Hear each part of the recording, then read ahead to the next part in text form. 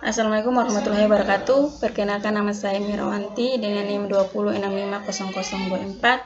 Saya dari kelas A. Di sini saya akan menjelaskan tentang supply chain management.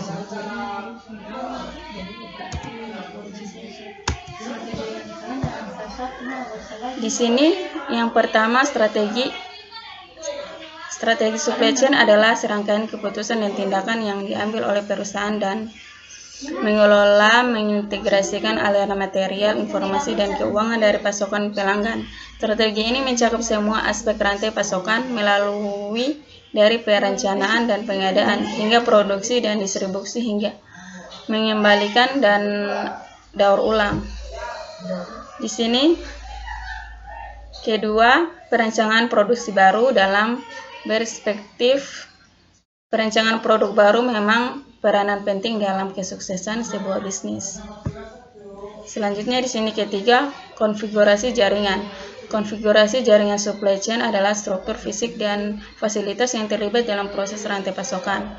Konfigurasi jaringan dapat digambarkan sebagai diagram jaringan yang menunjukkan hubungan antara berbagai fasilitas seperti pabrik, gudang, dan toko. Selanjutnya di sini keempat, mengelola permintaan dan perencanaan produksi. Di sini ada beberapa jenis konfigurasi jaringan supply chain yang umum, yaitu jaringan terputus, jaringan terdesentralisasi, jaringan hub and spoke hub. Dan selanjutnya di kelima di sini mengelola persediaan pada supply chain. Perencanaan permintaan produksi adalah dua aspek penting dalam industri manufaktur. Proses ini secara signifikan mempengaruhi efisien, keuntungan, dan keputusan pelanggan. Dan kelima di sini ada di sini yang keenam ada manajemen pengadaan. Manajemen pengadaan memiliki pesan penting dalam memastikan bahan organisasi memperoleh barang dan jasa yang tepat dengan harga yang wajar dan tepat waktu.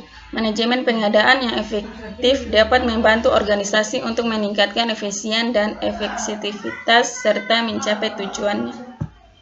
Di sini yang ketujuh, manajemen transportasi dan distribusi. Fungsi dari transportasi dan distribusi adalah secara tradisional kita mengenal manajemen distribusi dan transportasi dengan berbagai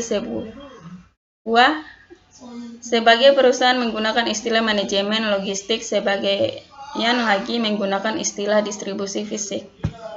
Dan yang ke-8 ini distribusi informasi dan bullwhip efficient. Distori informasi adalah suatu kondisi di mana terjadinya perusahaan maksud dan ide antara komunikator dengan komunikasi.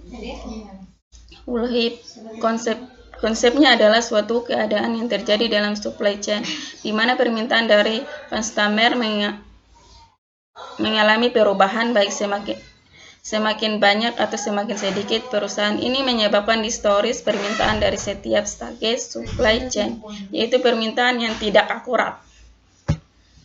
9 di sini ada pengukuran kinerja. Sistem pengukuran kinerja diperlukan dalam supply chain management. 1. Untuk melakukan monitoring dan pengendalian. Kedua, di sini mengkomunikasikan tujuan organisasi ke fungsi-fungsi pada rangkaian pasokan. Ketiga, mengetahui di mana posisi relatif terhadap pesaing maupun terhadap tujuan yang hendak dicapai. Dan yang ke-10 di sini teknologi informasi dalam manajemen rantai pasokan. Teknologi informasi dalam manajemen rantai pasokan dapat meningkatkan efisien operasional dan mengurangi biaya produksi, meningkatkan kualitas produksi. Dan ke-11 di sini mengelola rantai pasokan global. Konsep manajemen rantai pasokan melibatkan penerapan pendekatan sistem lokasi sampai pengelolaan aliran bahan baku, informasi, keuangan, dan jasa keseluruhan yang dalam dan diantaranya perusahaan dalam rantai nilai-nilai pasokan bahan baku ke komponen. Baik, itulah penjelasan saya. Lebih dan kurangnya mohon dimaafkan. Billahi taufiq wal hidayah. Wassalamualaikum warahmatullahi wabarakatuh.